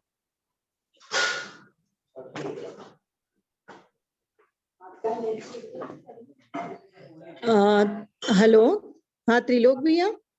हाँ सर। हाँ जय जिनेंद्र साहब, मुझे ये जानना था, जैसे हम जो धोवन पानी बनाते हैं मौसम के अनुरूप उसका कुछ एक पहर का वो रहता है काल, उसके बाद में वो फिर से सचित हो जाता है। तो जैसे अगर हम रात में भी धोवन पानी का सेवन कर रहे हैं तो पुनः फिर शाम में फिर से धोवन पानी बनाना चाहिए? देखिए, रत्न संघ की धारणा आपको बता देता हूँ। धोवन पानी का कालमान 5 प्रहर का होता है। अगर उसमें राख मिली हुई है और राख बराबर अगर मिलती जाती है तो 5 प्रहर से ज्यादा भी वो चल सकता है। लेकिन जो गर्म पानी बनाया जाता है वो गर्म पानी की काल मर्यादा परिवर्तित होती है। दोवन पानी तो तीनों ही मौसम में, चाहे से सर्दी हो, गर्मी हो, बरसात हो, तीनों ही मौसम में 5 प्रहर की काल मर्यादा उसकी होती है। अगर रात को भी दोवन पानी पीना है तो दोबारा उसको दोवन पानी बनाना पड़ेगा। 5 प्रहर के बाद में उसमें सचित्तपना आने की संभावना रहती है।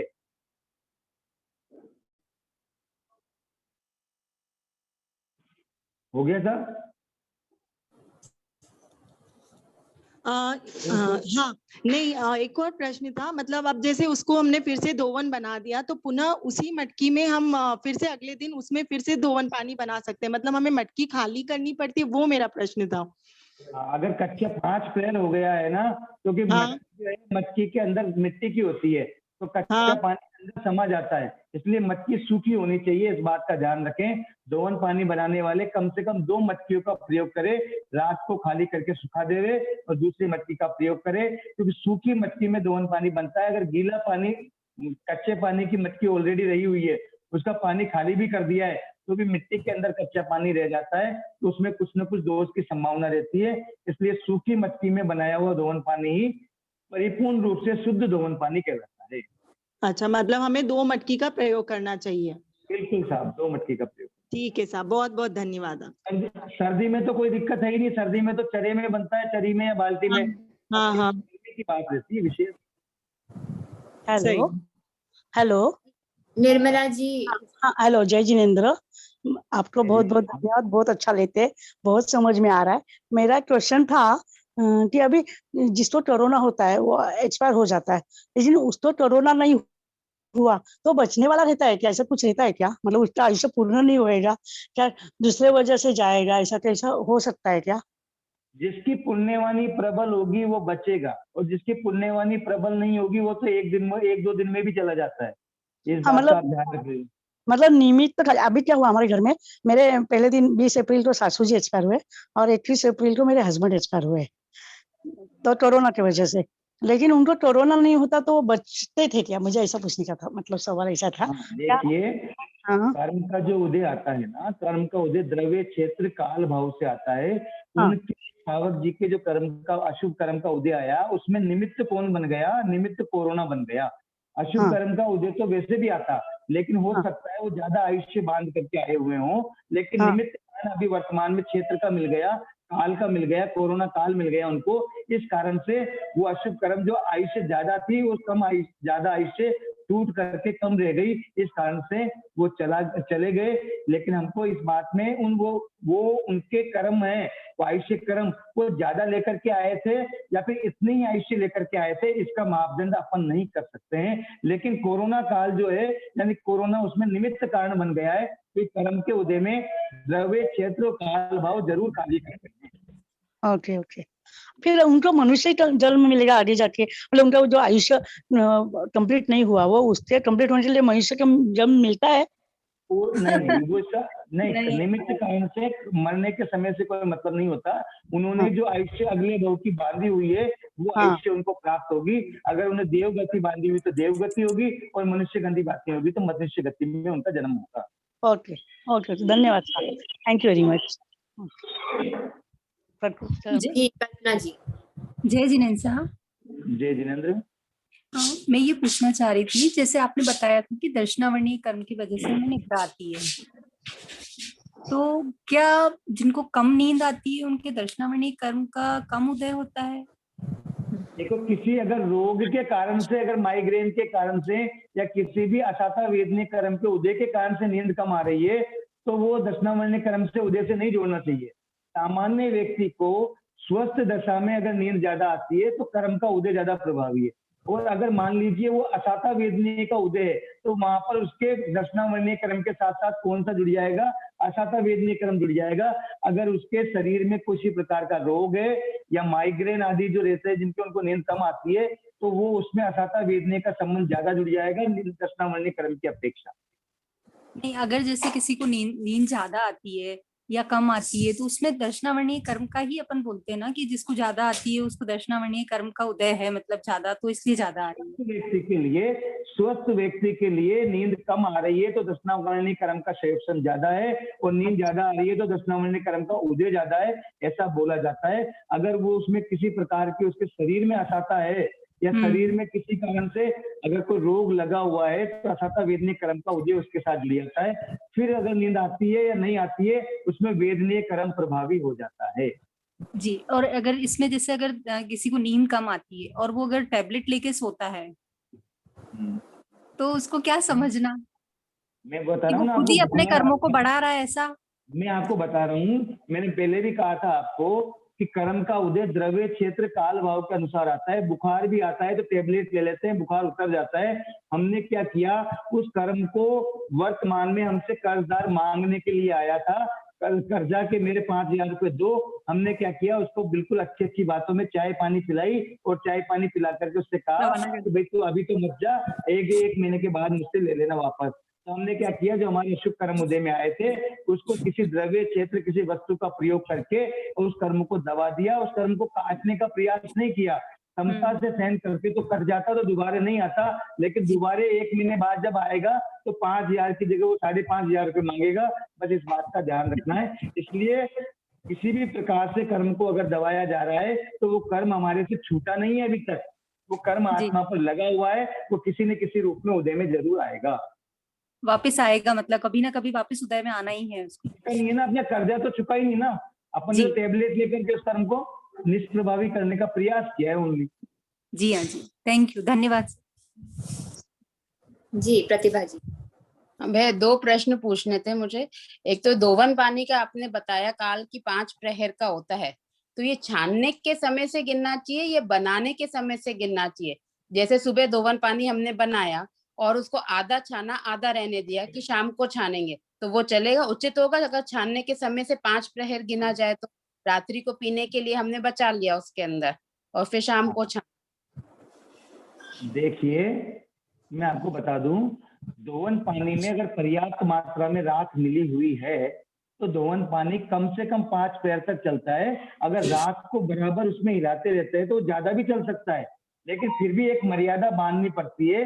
इसलिए मर्यादा बांधने के कारण से 5 पैर की मर्यादा बांधी गई है, इसलिए दोबारा उसको अगर बनाते हैं दोवन पानी को तो वो उचित रहता है इस कारण से। बाकी तो ज्यादा समय भी चल सकता है दोवन पानी, लेकिन फिर भी एक मर्यादा बांध करके 5 पैर की मर्यादा तैयार की गई है। और दोवन पानी के लिए स्पष्ट ध्यान रखें, लोगों का प्रश्न होता है कि कितनी राख डाली जावे।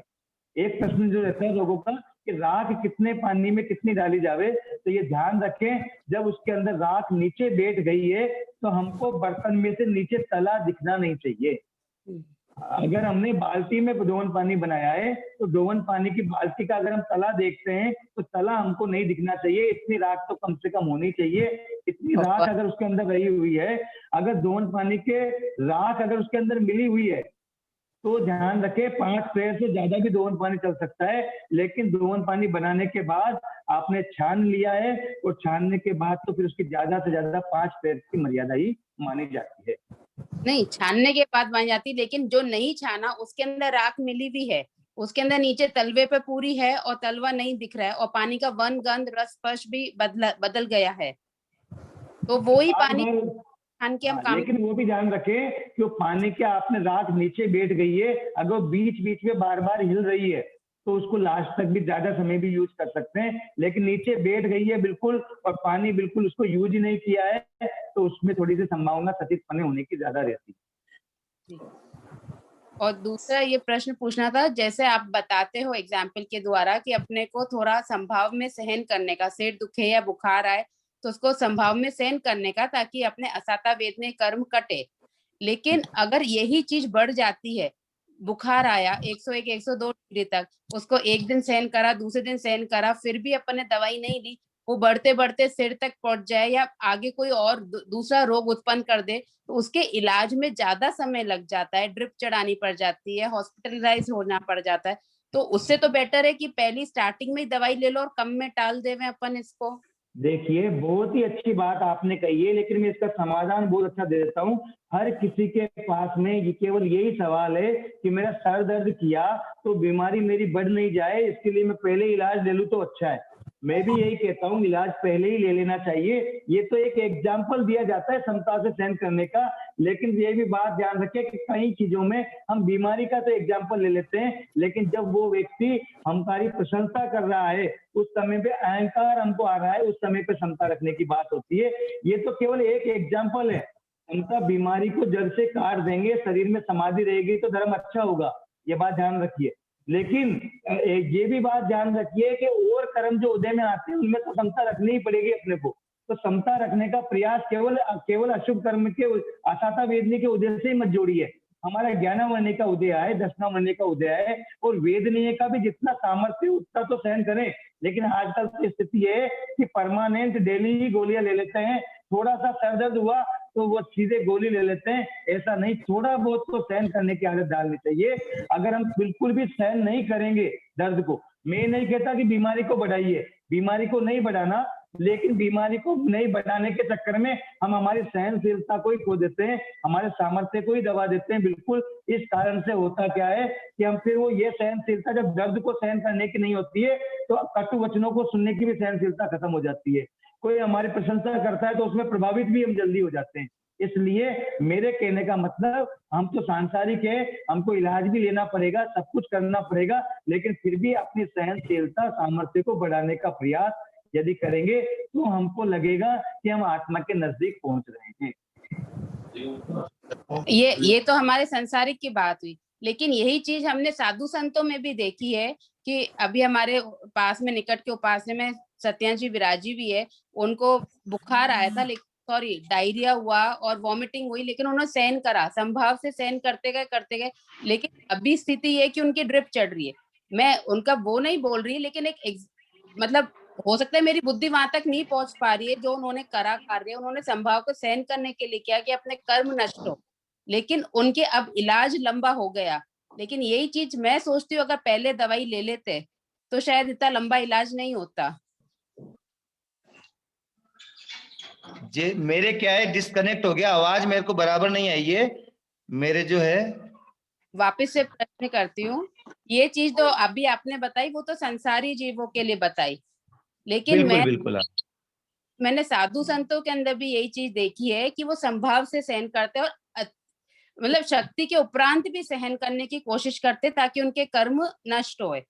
तो अभी जो पास में हमारे साध्वी जी विराजे हुए हैं, उन्होंने सहन किया, उनके डायरिया हुआ, वॉमिटिंग हुई, तो उन्होंने सब कुछ सहन किया, और फिर अल्टीमेटली हुआ कि उनकी अब ड्रिप चढ़ रही है, पिछले 4-5 दिन से ड्रिप चालू है, सोडियम पोटेशियम सब कम हो गया, तो सहन तो मुझे मेरे मन में ये प्रश्न आया कि यही स्टार्टिंग में दवाई ले लेते, इतना सहन नहीं करते तो पीछे का इलाज, बाद का इलाज इतना लंबा नहीं होता शायद। बहुत बढ़िया बात है। देखिए, साधु संतों का तो सहन करने का ही कार्य होता है, लेकिन उनकी थोड़ी सी अगर वो ध्यान देते या श्रावक श्राविका उनको फोर्स करते तो शायद आज इतनी टंटा नहीं लगता उनको। इस बात का विवेक पूर्वक ही ये कार्य किए जाते हैं, साधु संत भी विवेक पूर्वक ही कार्य करें। आज वर्तमान में भी ऐसा नहीं है कि केवल सहन करने के चक्कर में उनकी साधना में दोष लगने लग जावे, इसलिए सहन करने की भी एक मर्यादा रख करके और शरीर में समाधि का विशेष ध्यान रखेंगे तो उनकी भी साधना अच्छी होगी। ये विवेक के अनुसार ही निर्णय लिया जा सकता है। इसमें मैं कह दूं कि उन्होंने लिया तो अच्छा है, नहीं लिया तो अच्छा है, ये मैं निर्णय करने वाला नहीं हो सकता। धन्यवाद भैया जी। बस 1-2 प्रश्न और है। संगीता जी। हेलो, जय जिनेंद्र साहब। हाँ, जय जिनेंद्र। हाँ, मेरा तो धोवन पानी के बारे में क्वेश्चन था, जैसे आपने वो तो समाधान मिल गया, जैसे आपने बता दिया था ना, इसलिए ठीक है सर। जय जिनेंद्र। ठीक है सर। हनुमान जी प्रसाद जी। नीचे चल जाओ बेसमेंट। जय जिनेंद्र साहब। त्रिलोक जी, मैं आपसे एक प्रश्न पूछना चाह रहा था कि सिर्फ सम्यक दृष्टि जीव ही आत्मा को प्राप्त कर सकते हैं क्या?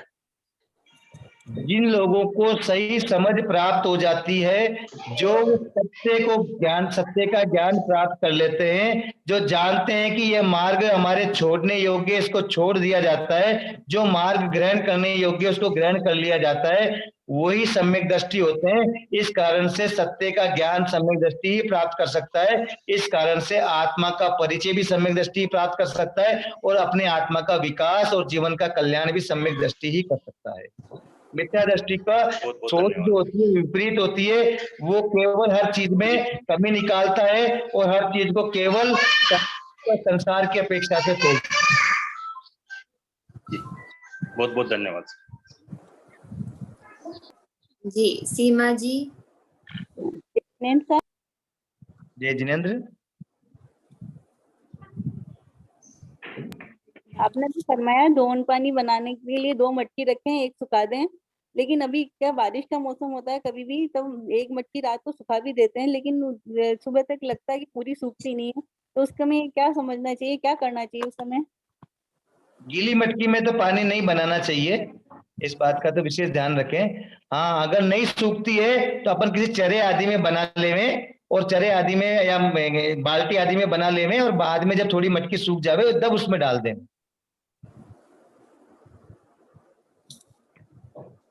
पर बारिश के मौसम में तो सूखती नहीं, तो फिर वो फिर क्या करें?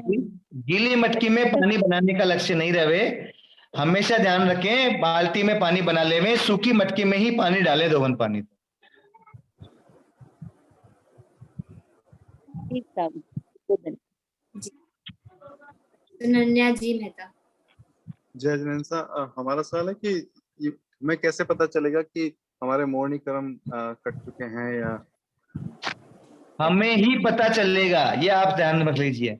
हमें कैसे पता चलेगा नहीं, हमें ही पता चलेगा कि किस प्रकार से हमारी आत्मिक प्रसन्नता बढ़ती जा रही है, सामायिक करने से हमारा कैसे भाव आ रहे हैं, गुरु भगवंतों के जाने के बाद हमारी कैसी भावनाएं आ रही है, या फिर संसार का काम करने में हमारे को रस पच रहा है। अगर हमको संसार के कार्यों में रस आ रहा है तो हमारा मौनी कर्म प्रभावी है, और हमको धार्मिक कार्यों में रस आ रहा है, हमको ये लगता है कि नहीं हमारे जीवन का कल्याण करने के लिए, आत्मा के लिए भी मुझे कुछ करना चाहिए, अंदर में जो विचार आते हैं वो विचारों से स्वयं का आकलन कर सकते हैं कि मेरा मौनी कर्म कम हो रहा है या ज्यादा हो रहा है। और बाकी तो केवल ज्ञानी भगवान जाने, विशिष्ट ज्ञानी जाने, दूसरा हमको ये विशेष कोई समाधान नहीं दे सकता, लेकिन हम स्वयं जरूर जान सकते हैं कि हमारे भीतर में कितना मौनी कर्म प्रभावी है या फिर हमारे आत्मा के विशुद्धि के परिणाम प्रभावी है, गुरु कृपा प्रभावी है। जी अभी मेरे पास 3-4 प्रश्न और हैं, तो आपको अनुकूलता है चलो भैया? हाँ हाँ पूछे सर।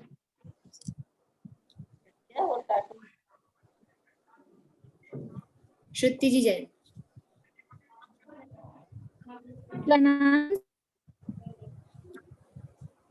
हेलो। हाँ बोलिए सर। हाँ सर, जब हम आसब को सुपात्र दान दे देते हैं तो उसके बाद जब वहां से चले जाते हैं गोची लेके, तो ऐसे लगता है अरे ये चीज तो बहराई नहीं गई, तो फिर उसमें दोष लगता है या फिर कुछ नहीं? बहुत अच्छा है। हमारी भावना हमेशा यही रहनी चाहिए कि हमारे जितने भी हमारे लिए बनाया है वो सारे के सारा हमारा साहब ले जावे। लेकिन इतना भी ध्यान रख लीजिए, आपके घर में 20 रोटी डेली बनती है, अगर 5 रोटी महाराज साहब ले गए तो आज 15 रोटी खानी है आपने को सबको मिलकर के। ऐसा नहीं कि 5 रोटी और बना लेंगे। हमारे निमित्त जो बनाई हुई चीजें हैं उन चीजों को वो लेकर के जाएं। हमारे घर में 2 लीटर दूध आता है, अगर आज आधा लीटर महाराज साहब ले गए तो ऐसा नहीं कि बाजार से जाके आधा लीटर और लेकर के आ गए। हमको हमारे निमित्त से जो चीज आती है उसकी चीज को महाराज साहब को बेराना है, और ऐसा भी हो तो सारा का सारे चीजें जो भी है सारा का सारा बेरा देवे और फिर बाद में उपवास पचक लेवे, तो हमारे जीवन का कल्याण हो जाएगा। इसलिए ज्यादा से ज्यादा बेराने का भाव रखें। और ये भी रह गया हमारा साहब को बेराना, ये भी रह गया, ये भी रह गया, ऐसी जो भावना आती है कर्म नहीं बंधाती है, ये हमारी भावनाओं को और आगे बढ़ाने वाली होती है। लेकिन ये ध्यान रखें उन चीजों को सेवन अपने निमित्त से जो होता है उसी को बेराने का प्रयास करें। जी सर, धन्यवाद सर। जी सीमा जी छाजी। हाँ सर, पूछ लिया मैंने सर, मैंने पहले पूछ लिया है प्रश्न, अभी ठीक है। अनुजा जी। जय जिनेन्द्र सर। जय जिनेन्द्र। ये धोवन पानी डायरेक्ट अपन मटकी में बना सकते हैं? सूखी मटकी में। अच्छा, तो उसमें फिर वो ऐसा नहीं होता है कि देखिए, कच्चा पानी अंदर चला? मेरी बात सुन लीजिए, पहले ही बोल देता हूँ, दोवन पानी सूखी मटकी में मतलब बना नहीं सकते, सूखी मटकी में भर सकते हैं, ये ध्यान रखना। बनाया तो दोवन पानी बाल्टी में चरे में ही जाएगा, लेकिन सूखी मटकी में बाद में उसको डाला जाएगा। अगर हमने सूखी मटकी में दोवन पानी बना के डाला है तो वो उचित प्रक्रिया नहीं है। पहले बाल्टी में या किसी में बनावे दोवन पानी, फिर उसको पर्याप्त 10-5 मिनट हो जावे, फिर उसको सूखी मटकी में डालें।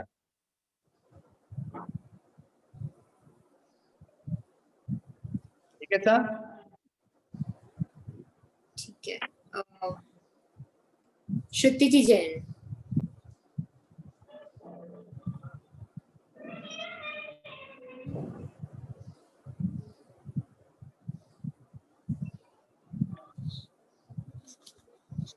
सुशीला जी, आपका कोई डाउट है क्या? आपका थम्स अप है? आई थिंक सबके हो गए प्रश्न उत्तर सॉल्व। बहुत अच्छे से आज आपने समय दिया जिज्ञासा समाधान करने का, और दोवन पानी की जिज्ञासा काफी लोगों को ही थी, तो सबके आई थिंक सेटिस्फैक्शन मिला होगा, सबको संतुष्टि मिली होगी आपके जवाब से। तो इसी बात के साथ हम आज का सत्र को एंड करते हैं। अब हम कल 4 to 5 कंटिन्यू रहेगी क्लास। जय जिनेन्द्र।